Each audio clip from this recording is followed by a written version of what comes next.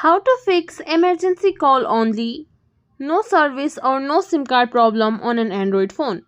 First thing that you can do is try restarting your device, and if it is still not working, then go to your control center.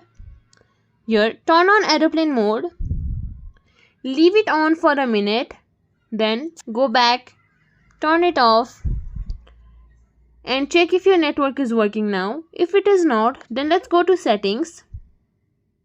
Here, go to mobile network. Now see if both of your SIMs are disabled. If it is, then click on SIM 1. Then turn this enable toggle on. And next thing that you can do is from the setting menu scroll till the end. Then you will find system and update. Click on it. Then go to backup and reset. After that, click on reset phone. Then in the first option you will see reset network and Bluetooth settings. Click on it, verify your identity, and then click on reset.